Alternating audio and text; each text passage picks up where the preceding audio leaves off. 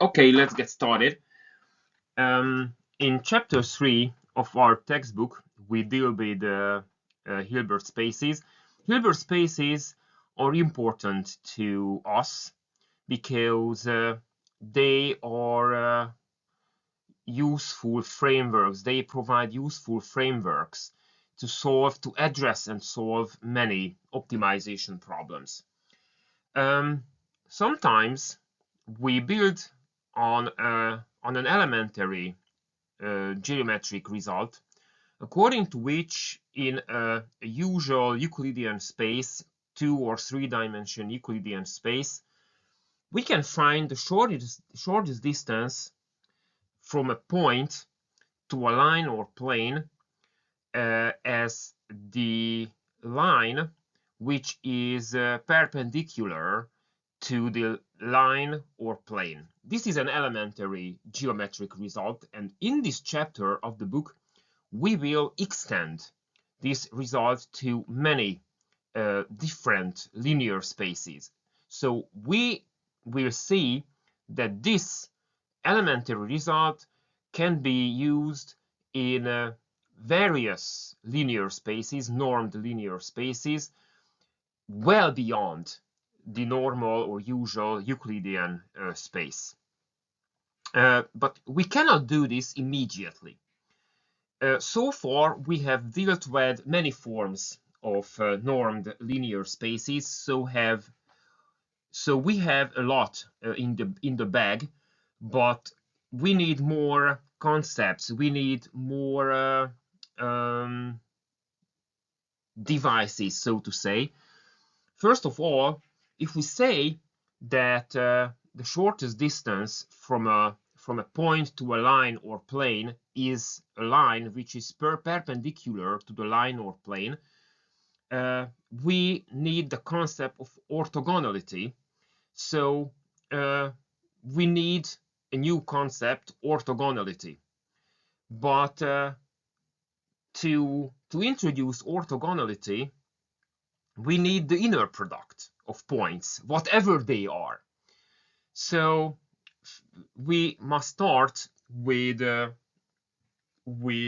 introduction of inner products. So we must figure out how to understand, how to execute inner products, and then on this basis we can introduce orthogonality. We will deal with many different forms of normed vector spaces.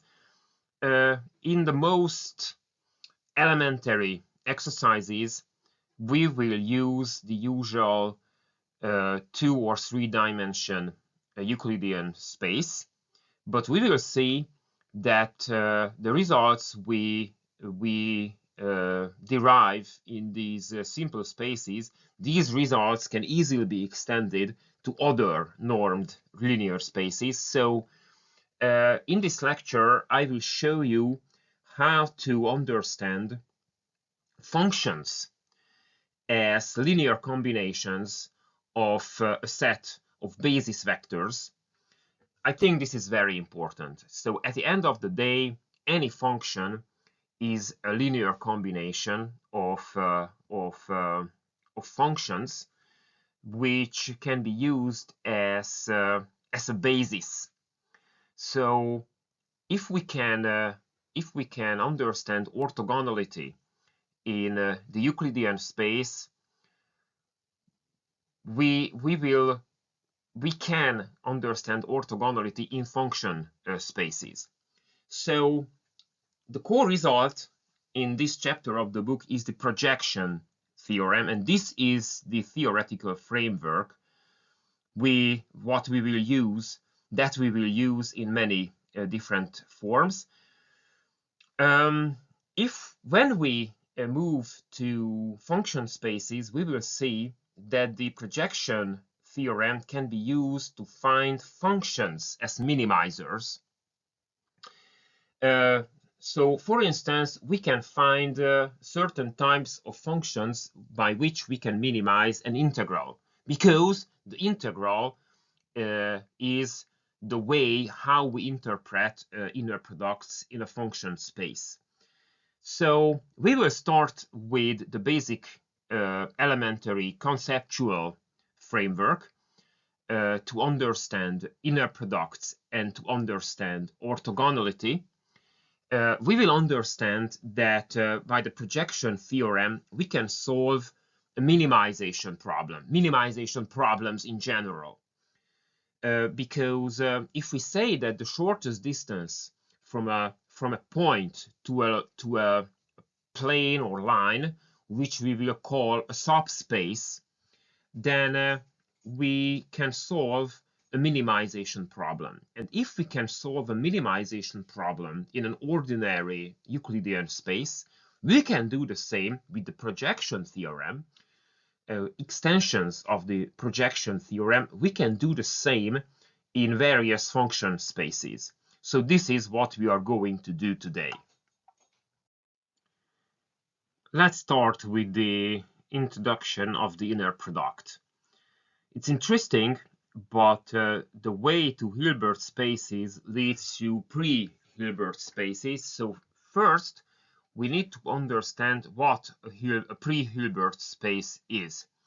It is a linear vector space with the inner product. The inner product, you are familiar with the inner product, or it is more appropriate to say that you are familiar with a specific version of the inner product, because in the finite dimension Euclidean spaces, we use the inner product as the product of two vectors leading to a scalar.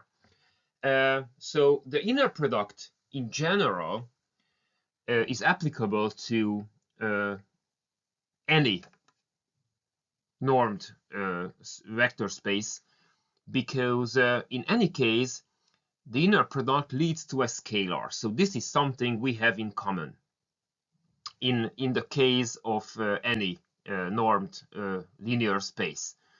So generally speaking, the inner product is the product of 2 points in a vector space that leads to a scalar.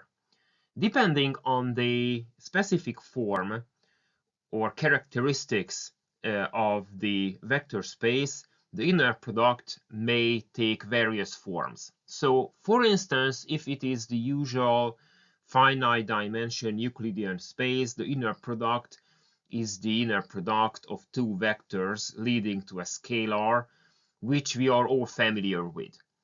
In function spaces, it's going to be an integral of the functions. So when we set up a pre-Hilbert space, we must also specify the specific form of the inner product. Most of the time, no, exclusively, we will move in real pre-Hilbert spaces and Hilbert spaces. So I specified a list showing the basic properties of the inner products.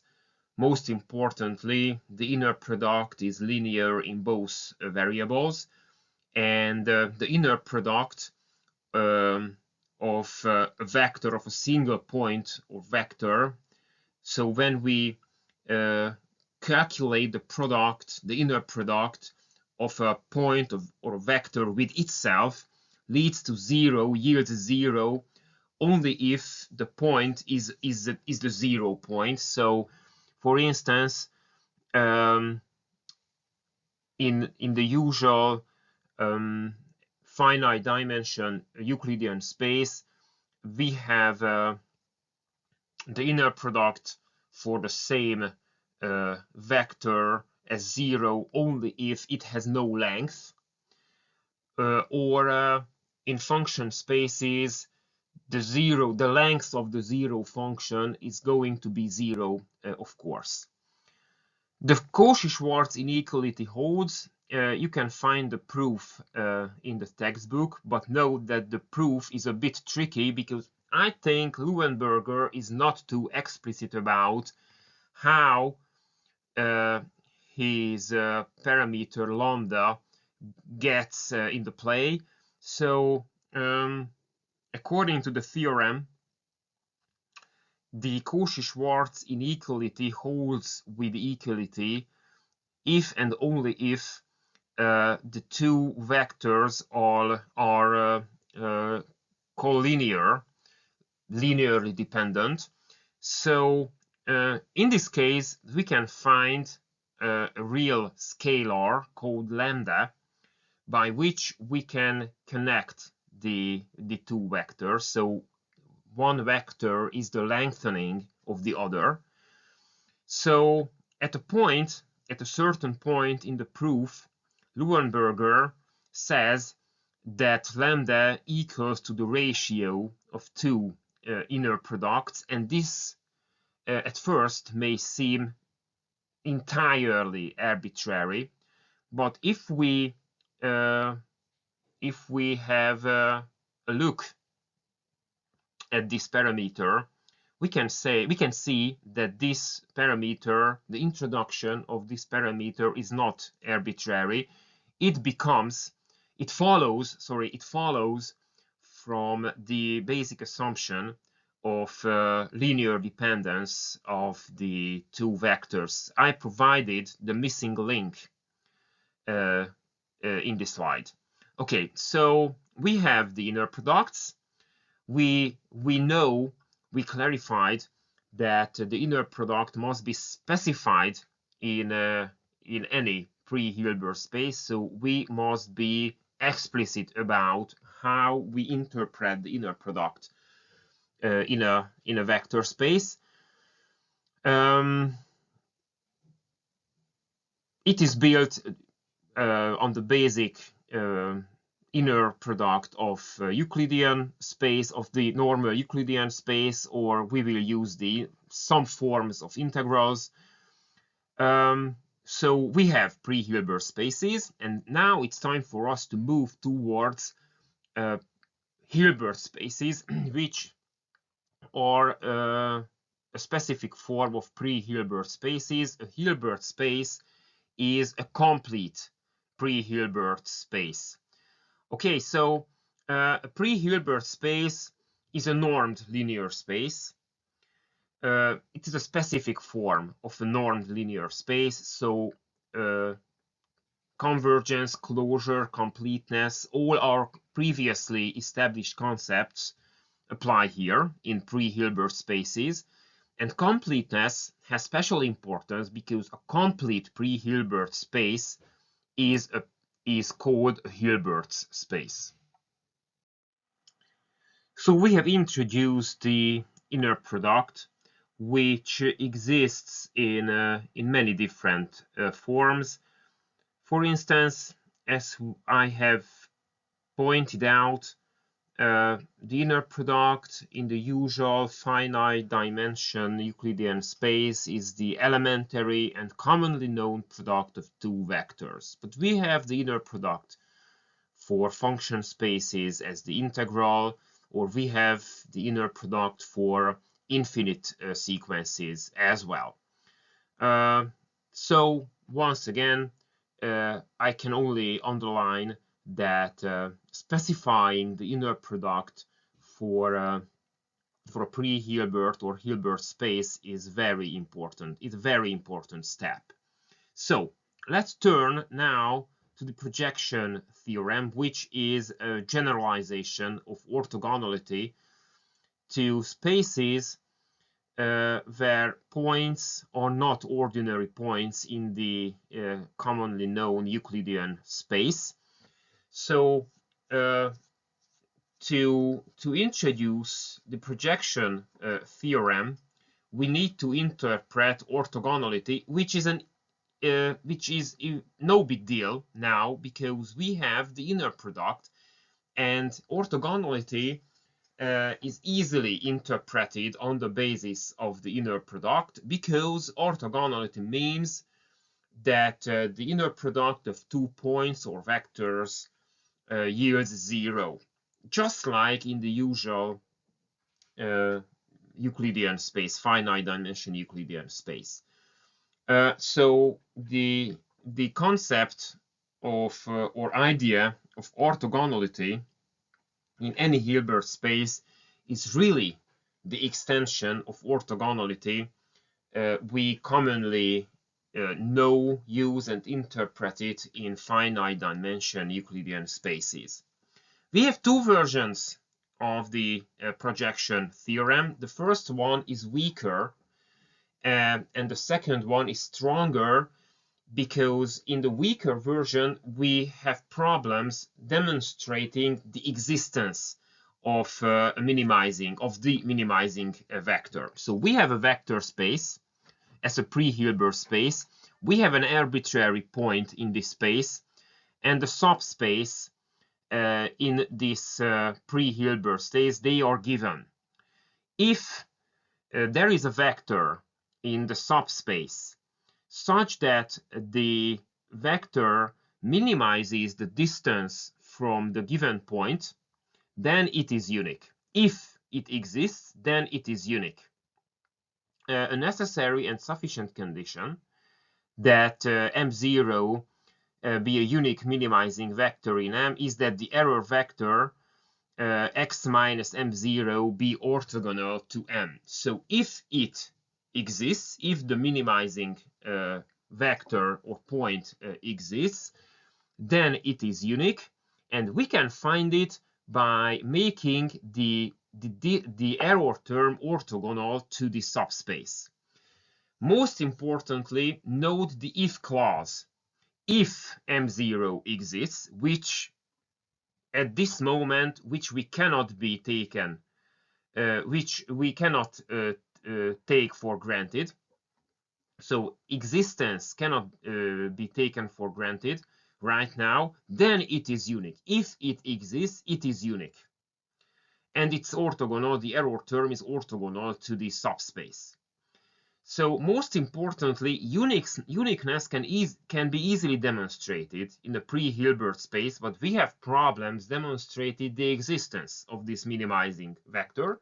So to prove existence, by which I mean that we want to show that such a minimizing vector exists, but we cannot do this in a pre-Hilbert space. So we need a Hilbert space, and we have a Hilbert space only if we are ready to implement further structure on the pre-Hilbert space with which we work. So we have a stronger version of the projection theorem in which we have a Hilbert space, a complete pre-Hilbert space. This is one element we are introducing, and M, the subspace, is closed. So these are the preconditions. We have a Hilbert space and a closed subspace. And there is a point in the Hilbert space, and in this case, there is a unique vector that minimizes the distance from the given point in the Hilbert space. The rest of the theorem is the same.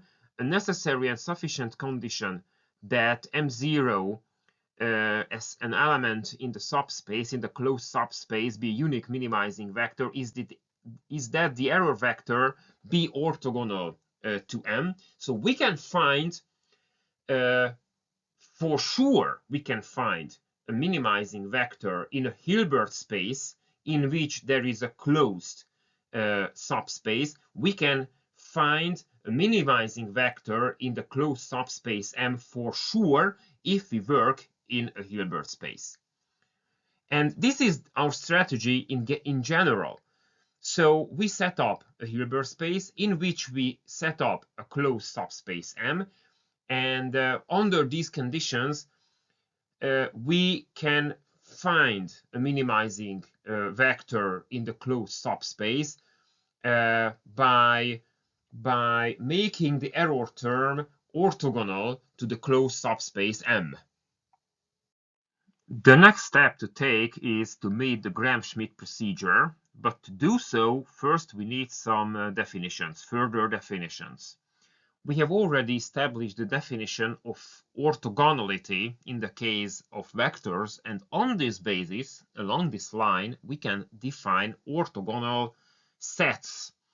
A set is said to be orthogonal of each vector in the set is orthogonal to any other vector in the set.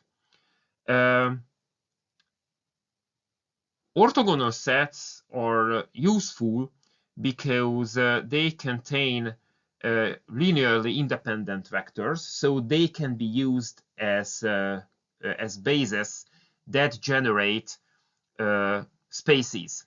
So a set, simply put, a space of orthogonal, a set of orthogonal vectors generate a space because the vectors are linearly independent.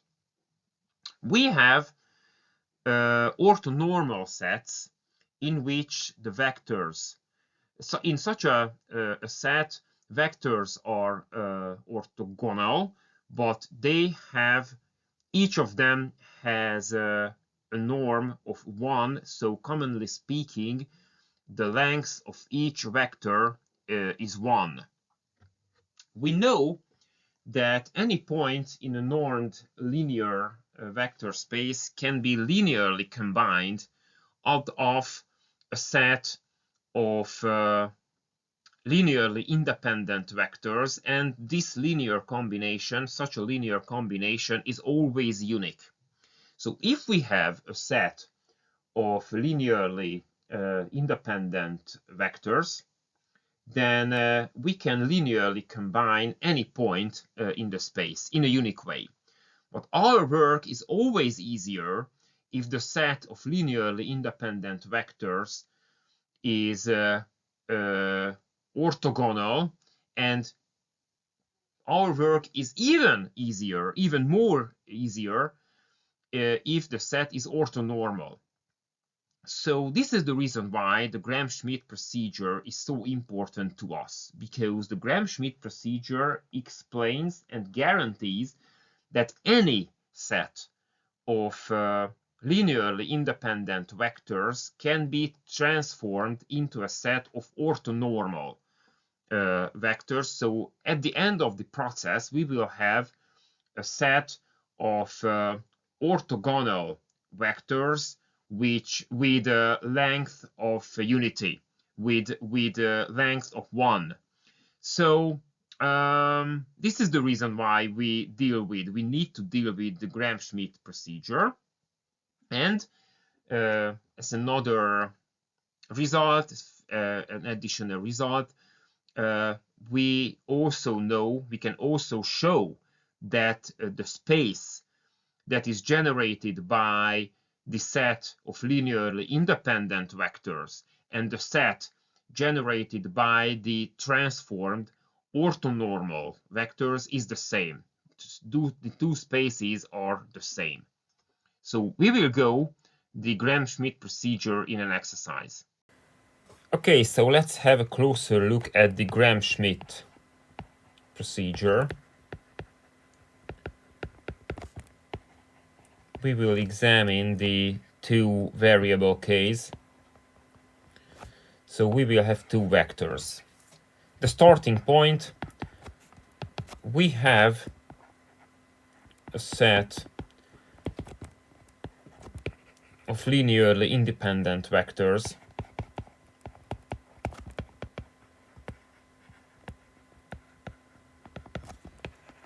And from this set, we want to generate a set of orthonormal vectors. So they look something like this. This is x1 and x2. They are linearly independent, so they are not collinear, but they are neither orthogonal or orthonormal. What we want to generate is a set of orthonormal vectors. It would be easy to generate a set of vectors with norm of unity, so a set of vectors in which each vector has the length of 1, and this is what we do in the first case. So let the first vector be this one.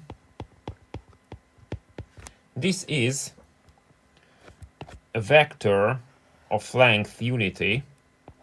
This is E1. Okay.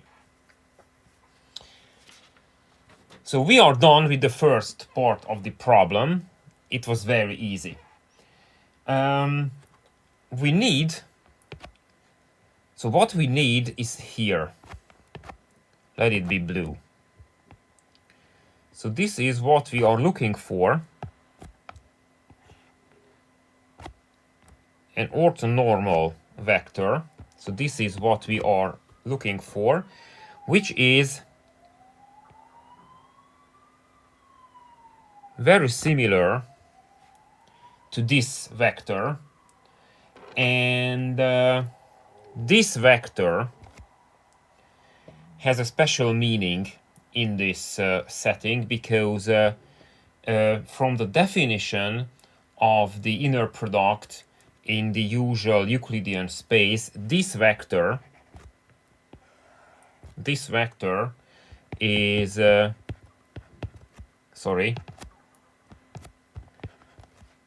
is the orthogonal projection of x2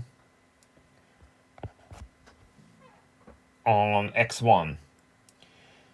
So we can easily describe with the definition of the inner product that we use in the usual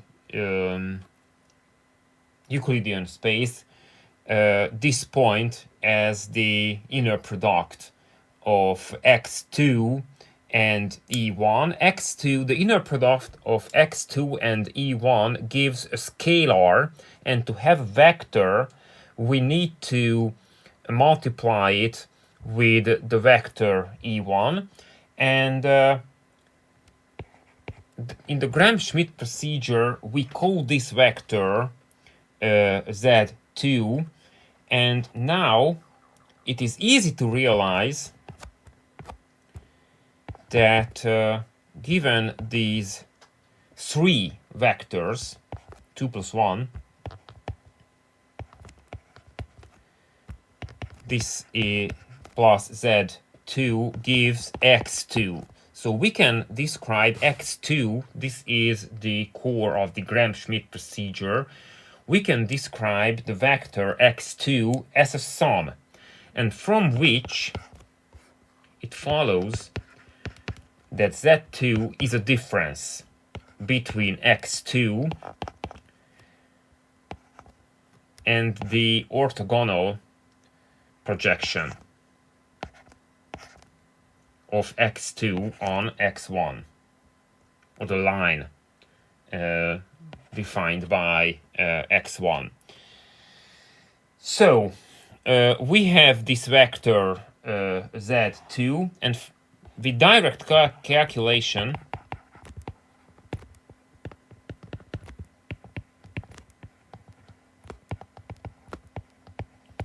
it is easy to show that this inner product, which equals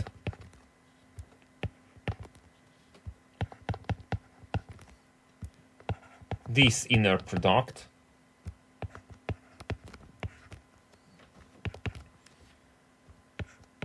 which can be rewritten with the use of linearity. Oh geez, I have no space to finish the equation.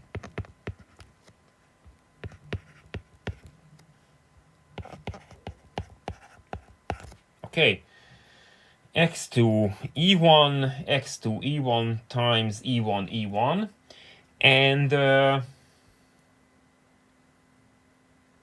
and this is 1 because the length of e1 is unity. So at the end of the day, this is 0. Okay, so it follows that Z2 is orthogonal to E1. So it is really orthogonal to E1. But it is easy to realize that its length is not 1. So we take the same step as we took previously. So we divide the vector with its length, and now we have this vector. And it is easy to realize that this is 1 and this is also 1. Okay. It follows that so with direct calculation it's easy to show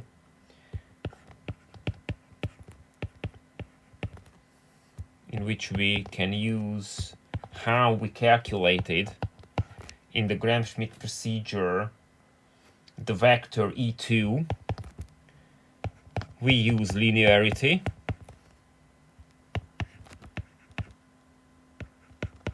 and this is 0. Okay. And just take a look at here and here. So they are orthogonal and their length is unity. So this is, the set of E1 and E2 forms an orthonormal set. Two remarks.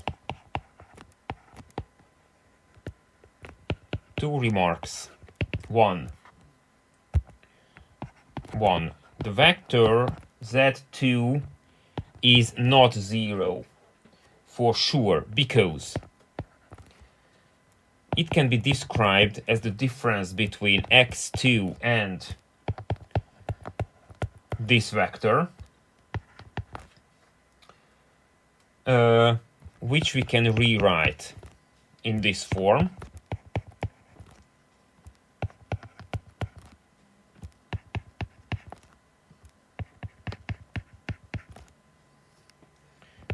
From which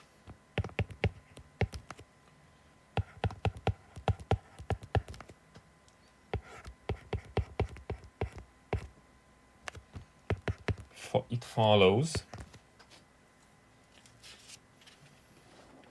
So Z2 is the linear combination. Z2, the linear combination of x1 and x2, and x1 and x2 are linearly independent. So given that x1 and x2 are linearly independent,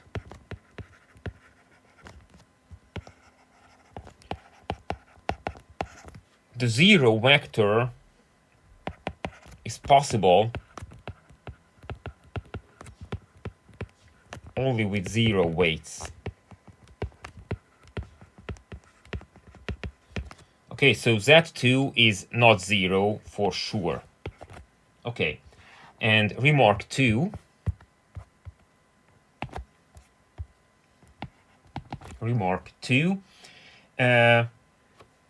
The space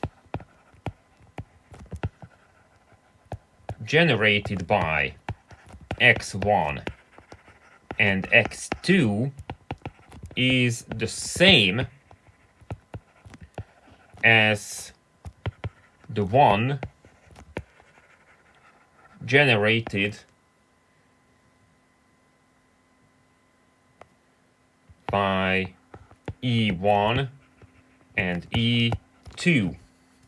Okay, so in the one-dimension case, This is evident because E1 is the lengthening or shortening of the vector x1. In the two-dimension case, when E2 is an additional vector to E1, let's rewrite E2. This is the lengthening or the shortening of Z2, which equals, so it can be rewritten in this form, 2, which at the end of the day equals this linear combination.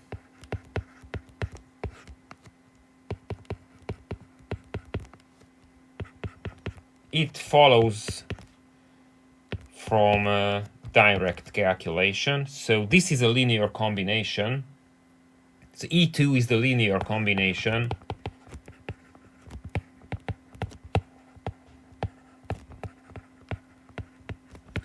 of x1 and x2. So E1 and E2 generate the same space as x1 and x2 generate. Okay, so this is the case, the two-dimension case of the Gram-Schmidt procedure. We could continue the algorithm to any finite case. We can go on, and in each step we generate an additional vector which is orthogonal to any of the previous vectors. So if suppose we continue the algorithm to generate a vector E3, and E3 would be orthogonal to E1 and E2, and it would have norm 1.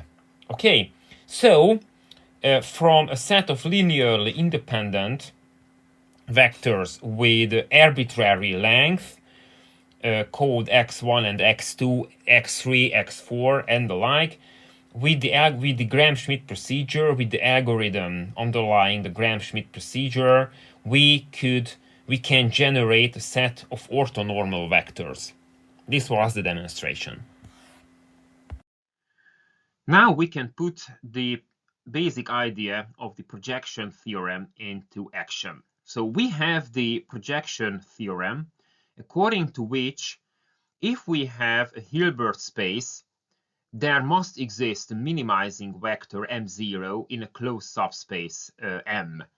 And we can find this minimizing vector by using the fact that the error term x minus m0 is orthogonal to the closed subspace. We want, as I have just mentioned, we want to solve such problems by using this idea. So we need to find a way how to put this idea into action, and this is what we can do with the normal equations. So we have a set of y vectors, y1, y2, yn, and these vectors generate a finite dimensional subspace of a Hilbert space. So these vectors, the y vectors, generate a subspace, a closed subspace of a Hilbert space. These vectors, most importantly, they are not supposed to be either orthogonal or orthonormal. If they are, it is good, but it's not a precondition to set up the normal equations. If they are not linearly independent, then we will have multiple solutions. So let's set up the normal equations. We have a given point in a Hilbert space. This is point x, and we want to find a point in the closed subspace M that lies the closest to this point x. we know that any point in a closed subspace can be described as the linear combination of the vectors, the y vectors. So this is what we do. And we also know that the minimizing vector minimizes the error term, the length of the error term, x minus x hat. And we also know that the error term is orthogonal to M. So we want to use these facts, these ideas, to find the unique x hat vector. So we expand the unknown x hat vector as a linear combination of the y vectors, and we set up the normal equations by putting the idea of orthogonality in a way that the error term is orthogonal to the y vectors. So this is the way how we use the idea of orthogonality. The error term is orthogonal to the vectors generating the subspace M.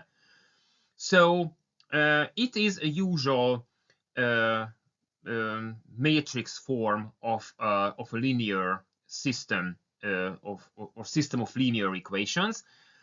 And we can realize that these equations can be arranged in a way that in which the constants, the scalars, not constants, scalars form the Gram matrix of the problem. So we only need to solve this system of linear equations. If the vectors are independent, then the solution is unique. So most importantly, I think it is very important, the y vectors are not supposed to be either orthogonal or orthonormal. To have a unique solution, they are supposed to be independent. If they are independent, we have a unique solution. We have a unique minimizing vector in the subspace M.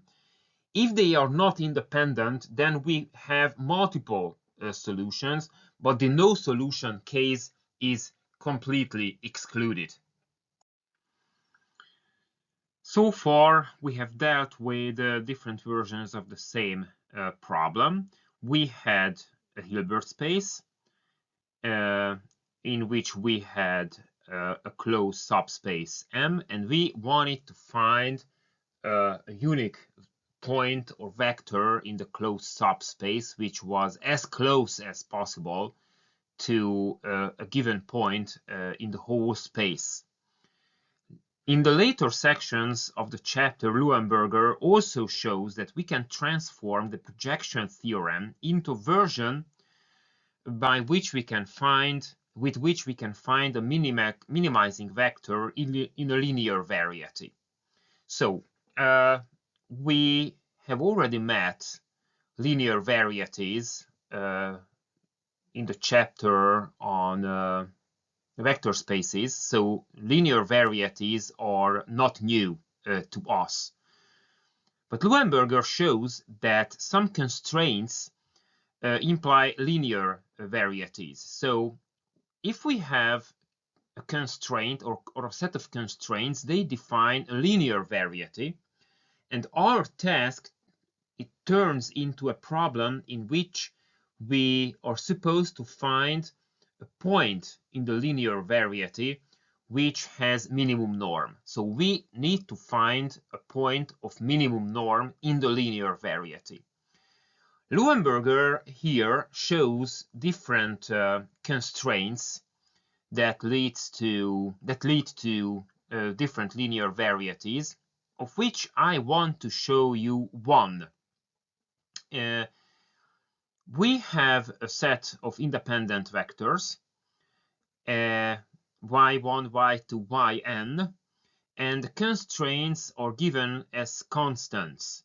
And you can see that the constraints are given with inner products, and the linear variety is a set of all the vectors that satisfy these constraints. So in this setting, the set of all the possible x vectors form the linear variety, all the possible x vectors that satisfy these constraints. Okay, so we have a linear variety of the vectors that satisfy these constraints. I have an exercise with which I will show you how to solve an optimization problem with this idea. So we will set up the normal equations, and we will solve them to have the parameters with which we can linearly combine the minimizing vector. Okay, the problem in case is problem 3.21 of the Luenberger textbook. So we are going to solve this problem by that version of the projection theorem in which we work with linear variety. So we are seeking the solution, the minimizing vector, in a linear variety that we define on the basis of some constraints. So let's try to solve this problem. I don't think my formulation is the only possible formulation. It yields the optimum solution. So let's introduce a variable which is the number of employees to hire and dismiss. That is, let's say, or dismiss in a month. So if this number is positive, it means hire, and if it is negative, it means dismissal. Okay, so we have the key variable, employment in month J is the sum from 1 to j of these monthly figures. So expanding yields this sum. Okay, and from this, production in month J is simple because a worker can produce 100 products in a month. Okay, for simplicity, we can also expand it.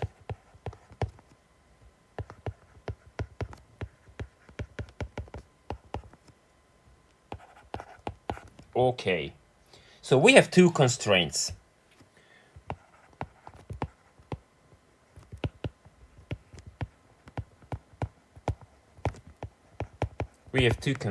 One is the number of employees. One regards the number of employees.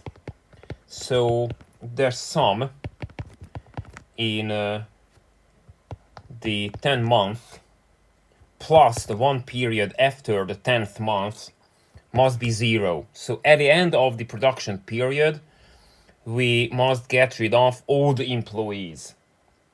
Okay, so the number of employees must be reduced to 0. The other constraint is related to the production. So we are supposed to produce 1 million units of products. So we can boil down this production requirement into monthly quotas, so to say. This is the penultimate period, and at the end of the 10th month we have this part of this constraint, and this sum must be equal to 1 million.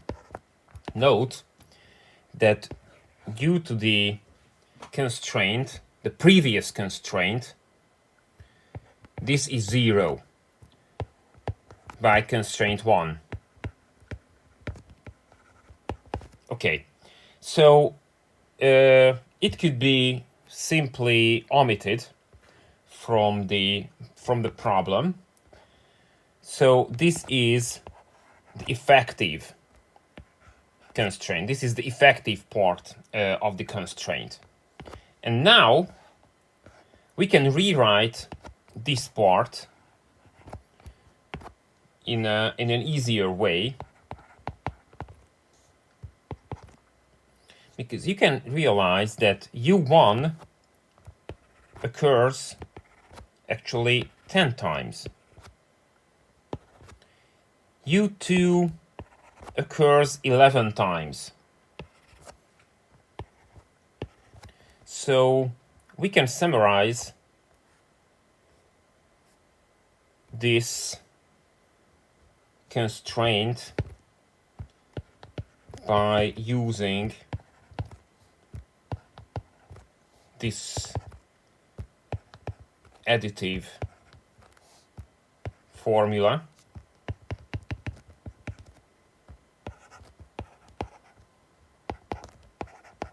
And U10 appears only once, and it equals 10,000 because we factored out 100. So at the end of the day,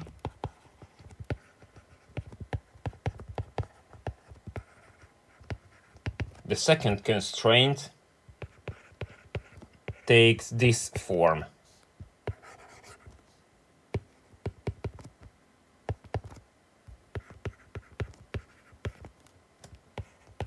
Okay, and we are supposed, objective, we are supposed to minimize the cost.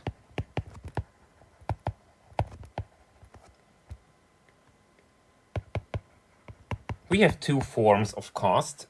One is a quadratic hiring or dismissal cost, and the other is a labor cost, which is proportional to the number of workers, and it can be omitted from the problem because in 10 months we are supposed to produce 1 million units of 1 million products. So it's easy to realize that 1 million product is equal to 10,000 times 100, and this is the monthly capacity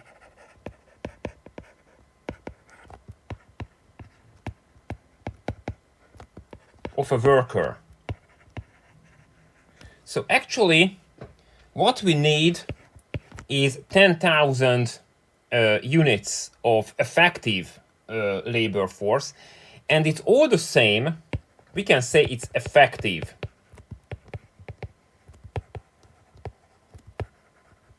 Effective labor force. It's all the same if we hire 10,000 workers for a month, or we hire. So if we employ the workers over the 10 months, we need 10,000.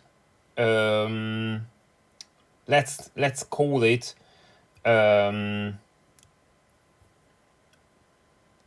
labor force requirement, and it's all the same if we divide this number in the 10 months, or we hire the 10,000 workers in the first month and dismiss them at the end of the first month, the labor cost is fixed. So we can disregard the labor cost.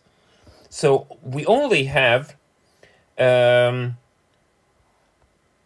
minimization of the employment, hiring, and dismissal cost. So the solution is a vector in this form, which contains the number of monthly employment and dismissal. And the objective is to minimize the norm of this vector, or the inner product of this vector. So this problem is related to the modified version of the projection theorem, because the vectors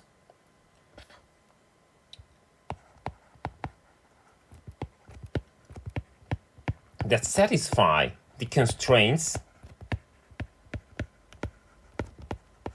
form a linear variety. So we can search this linear variety for the optimum solution, and the optimum solution is a vector in the linear variety that has minimum norm.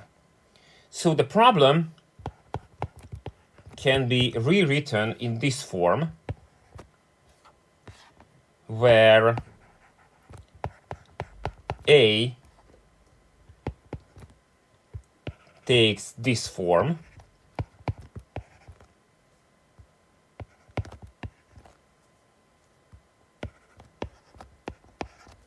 this is the production constraint,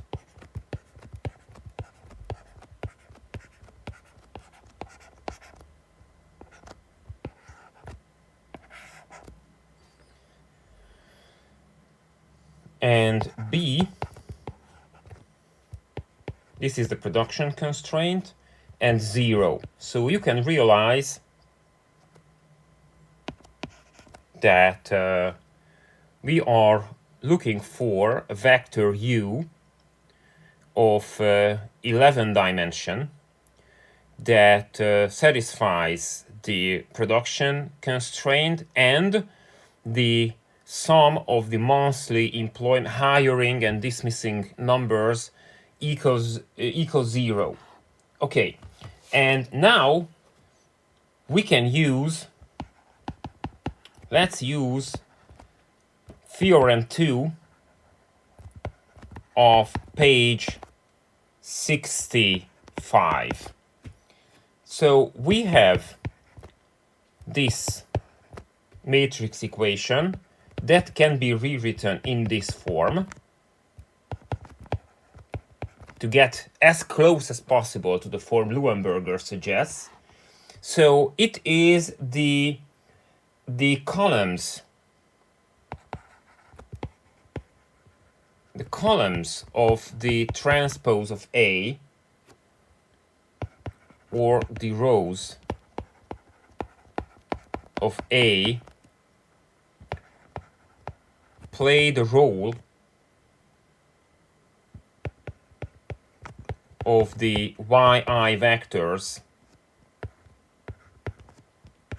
of Luenberger.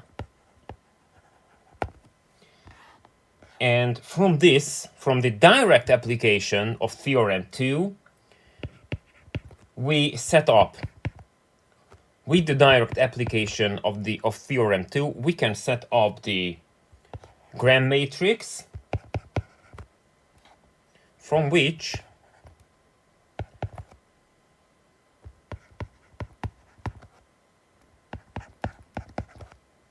we can get the parameters for the linear combination. And it follows that the optimum solution can be obtained with this final step. That's all. Now I'd like to show you some examples for orthogonal or orthonormal functions. So let's take a look at the Gram-Schmidt procedure on functions. The goal is the same. We want to produce a set of orthonormal vectors now in a vector in a function space. So let the functions 1, x, and the like. So we are moving in the space of polynomials. So we have these functions. They are linearly independent because none of them can be linearly combined from the rest of the set. But they don't form an orthonormal set, an orthonormal basis. So to this end, we need to apply the Gram-Schmidt procedure. So we work with, which is obvious, we work with polynomials.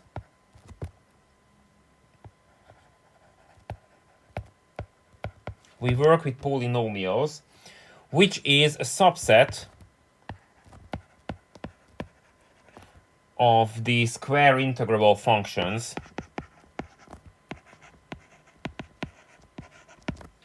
And to apply the Gram-Schmidt procedure, we need the norm and the inner product, the related norm and the related inner product. The norm, so if we have a function x, let's constrain the interval to -1, 1, the closed interval between -1 and 1 for simplicity. So if we have a function x in this space, then its norm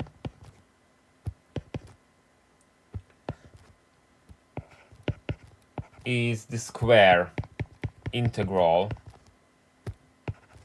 of this function x. Okay. It's just a question of notation, but if we have a function fx, then we can do the same. So it is only a question of notation.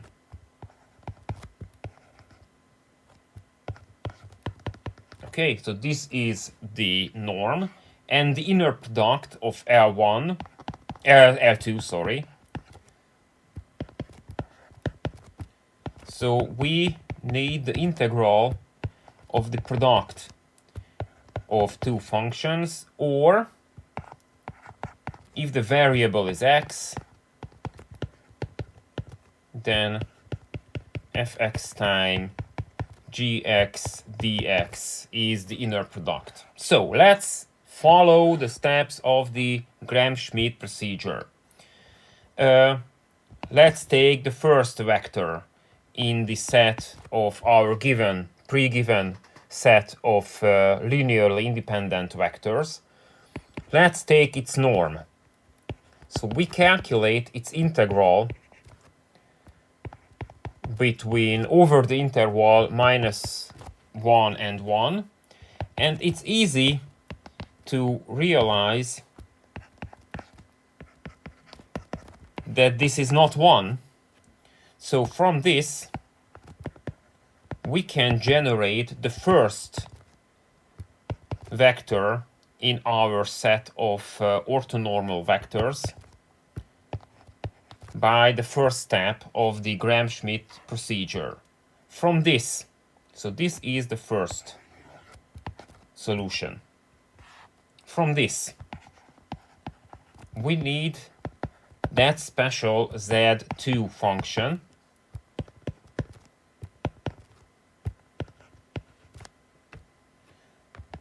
So please remember this is x2 with the notations of the textbook.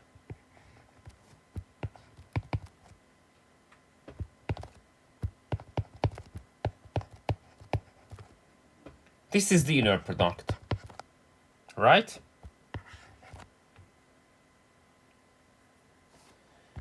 And okay, one more step. I will show you one more step.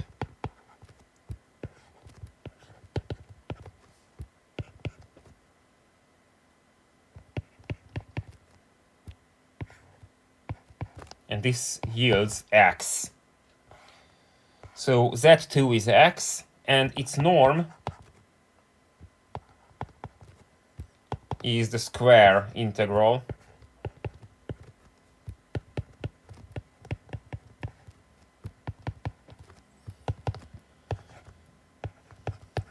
which is, of course, not 1.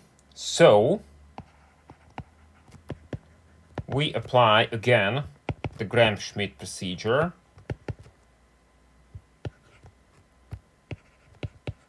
To have a vector with norm 1. For the sake of good order, we can check if E1 and E2 are orthogonal. So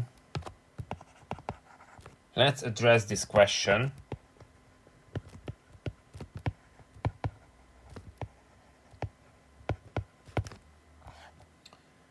So let's take their inner product.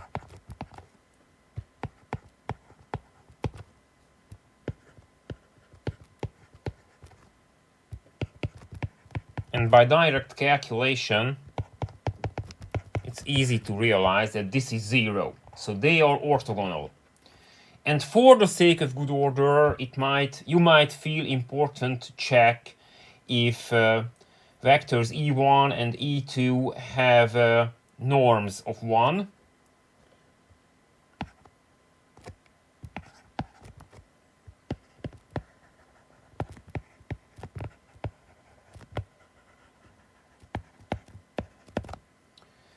It's easy to check. We take their norm.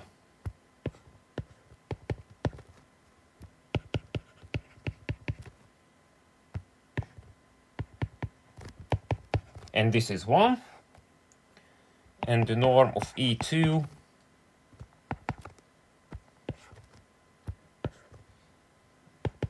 is still this simple.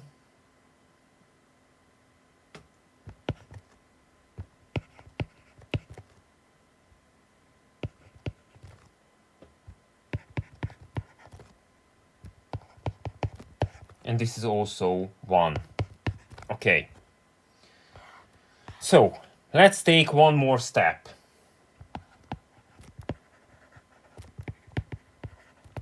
And let's find Z3. We need to take the next step of the Gram-Schmidt procedure.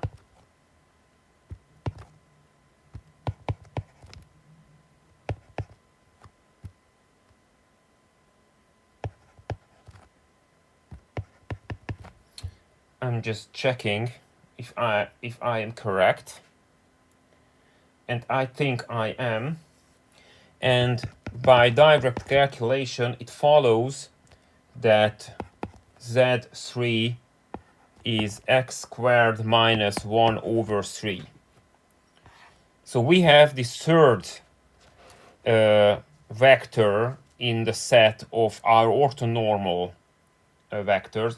It's not the third item. It's only the third vector from which we will calculate the orthonormal vector. So first of all, we need its norm.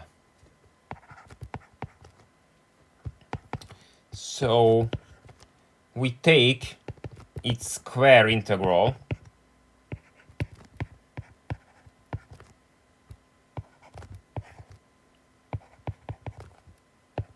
And by direct calculation, it follows that we have this number,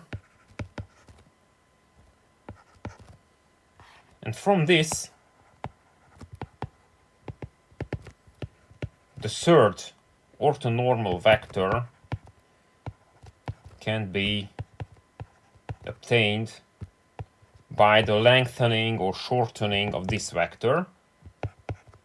You know, in the numerator we have the function, in the denominator we have its norm. So after a few steps with our direct calculation, you will have, it's a bit tricky, it's 5.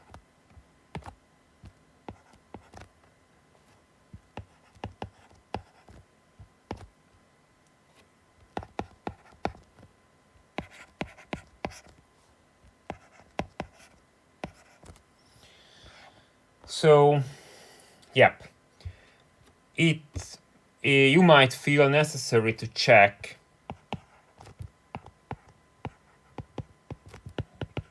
if our vectors,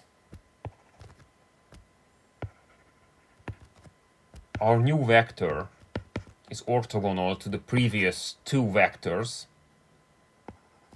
And the answer is yes, because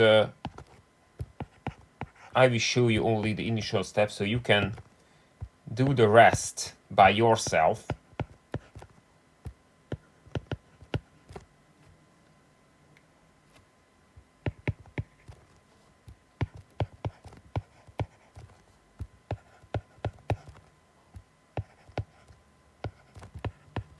And with direct calculation we have 0. So E1 and E3 are orthogonal.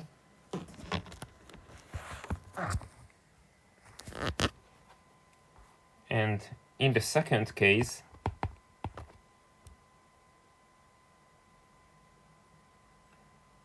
we want to calculate the inner product of E2 and E3.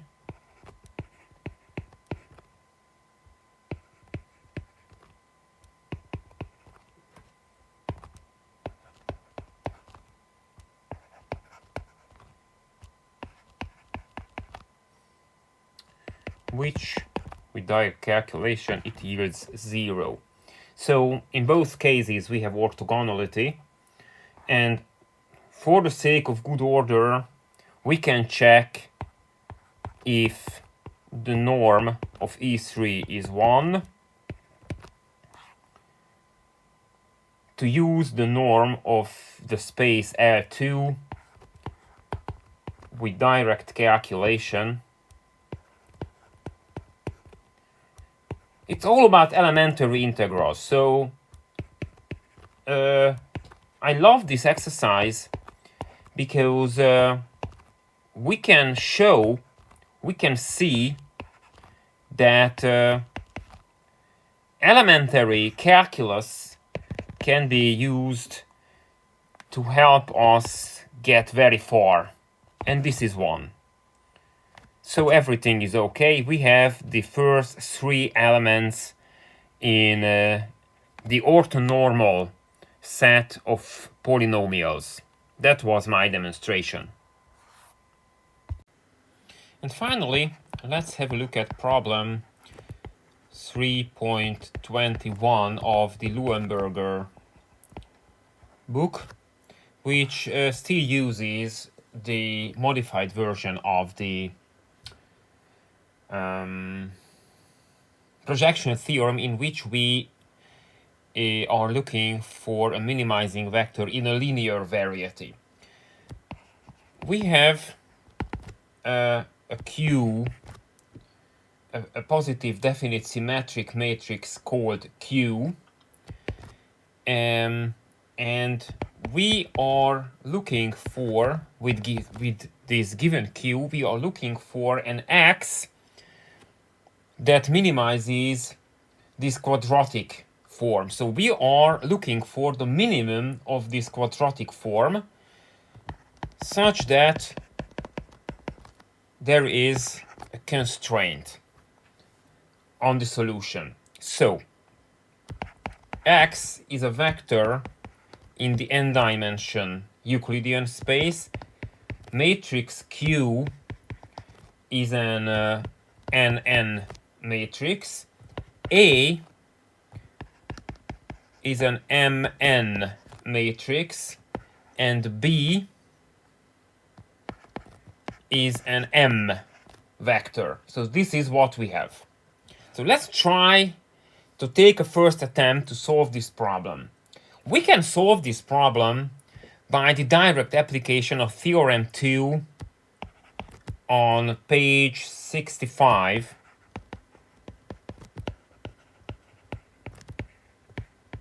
Direct application of Theorem 2, page 65. We have the constraints. According to the book, we must think in terms of constraints like these. And it's no big deal to realize that the constraints in our case, the constraints take this form.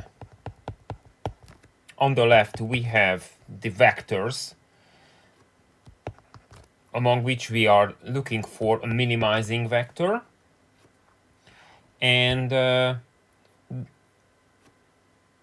the columns of the matrix AT, the columns of the vector, matrix AT, play the role of the generating vectors.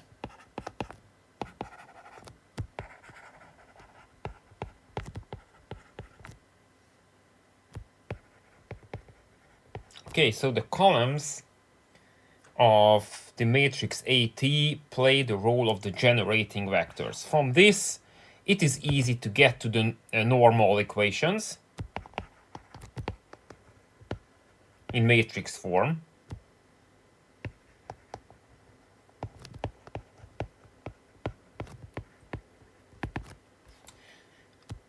AAT beta B, and from this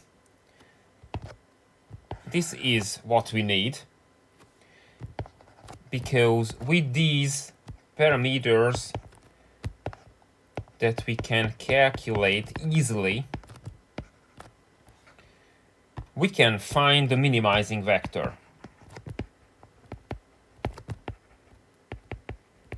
or more accurately saying, the vector that has minimum norm.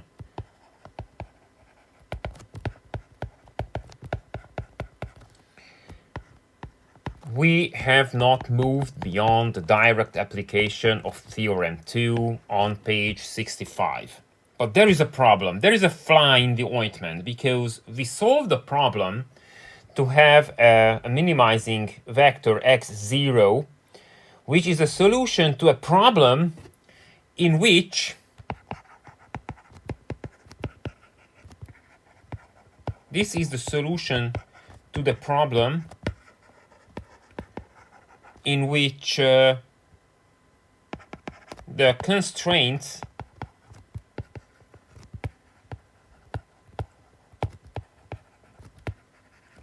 are given in this form,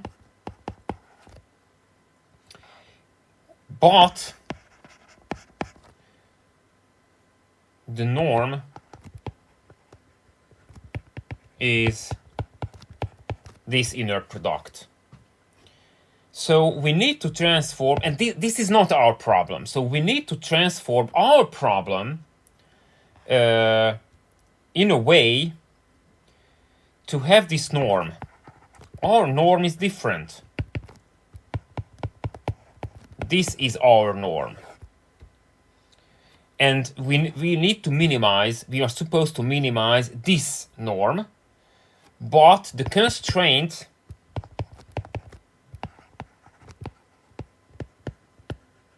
is built on a different inner product. So we have an inner product here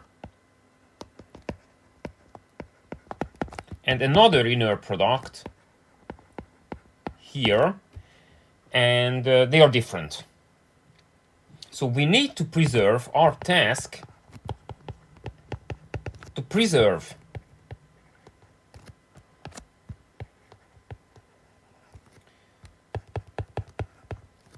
this norm and inner product such that the constraint is met. So idea, the Cholesky decomposition.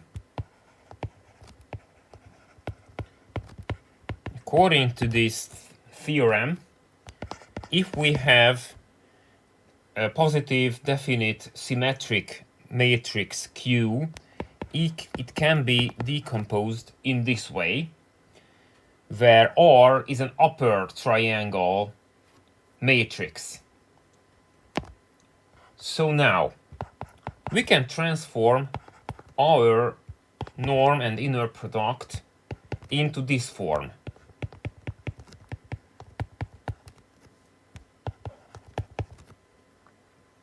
And we can call this part as Y, and consequently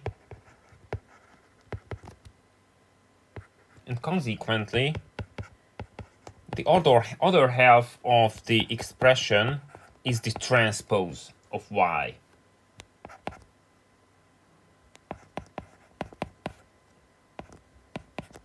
Okay, so now we have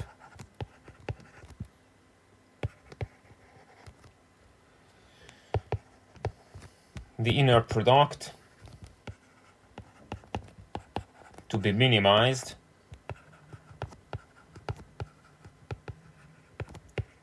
as YTY, which is a regular inner product of two vectors. So this is the inner product and norm we use. The next step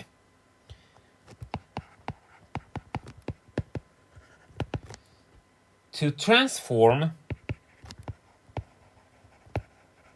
the constraint AX B, to transform the constraint into a form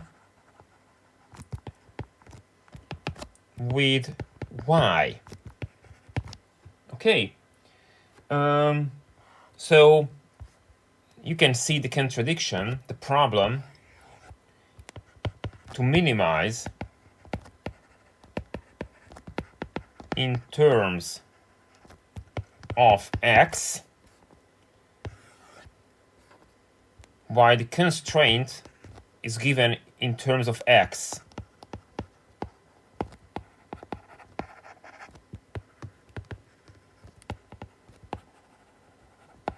So we need to transfer the constraints into something with Y.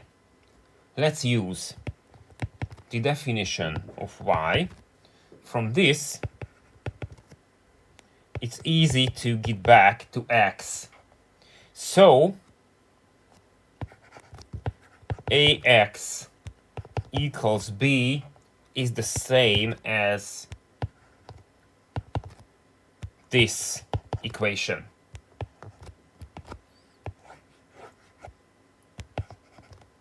Okay, so now we have transformed the constraints too.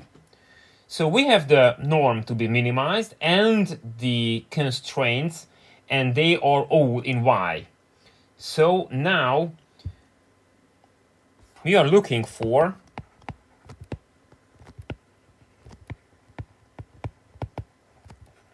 a minimizing vector y0, supposing that these constraints are met. Okay, so we have a different, we transformed the problem into a related, different but related problem. Okay, so now we can directly apply Theorem 2 of page 65.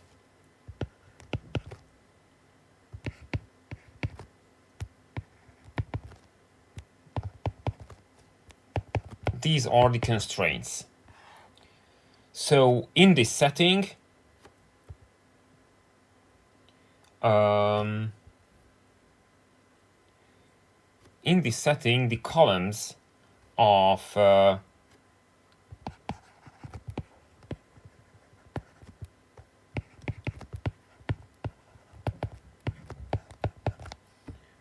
play the role of the generating vectors.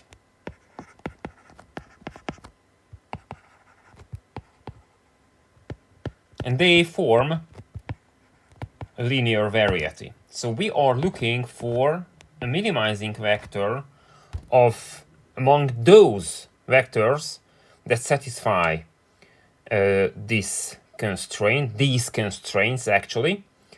So in this new setting, this vector, this matrix, the columns of this matrix play the role of the generating vectors. Okay, from this it follows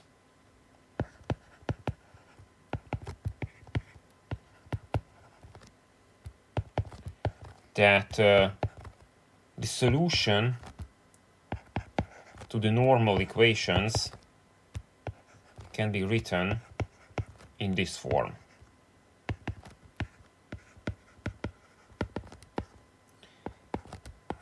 If you give yourself some time, you will realize that we are not going beyond the direct application of Theorem 2.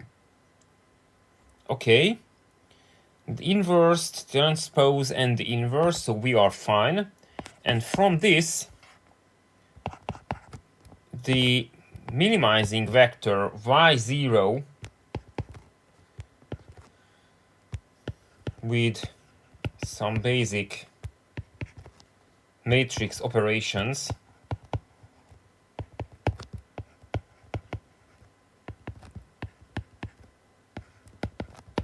okay, this is the direct application of Theorem 2. We are almost done.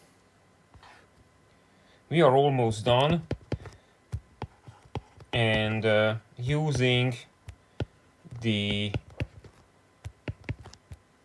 rules of the operations,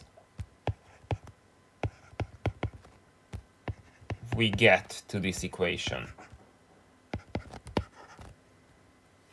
Okay, so we simplified the previous equation to yield this equation. Actually, we don't need this form, because, just one remark,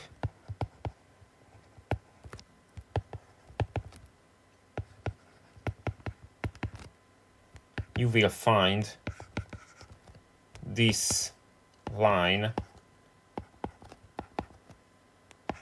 very useful, I promise. Okay, yes.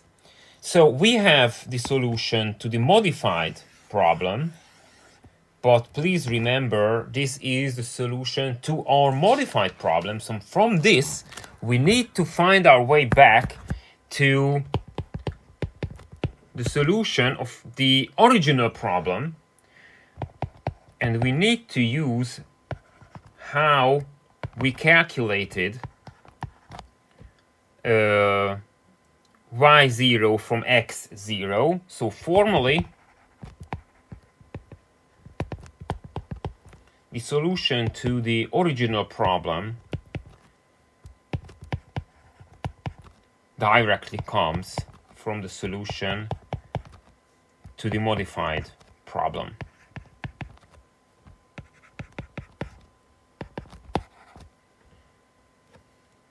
in which this is, of course, y0. You can see this on this screen. Okay. So after a few steps,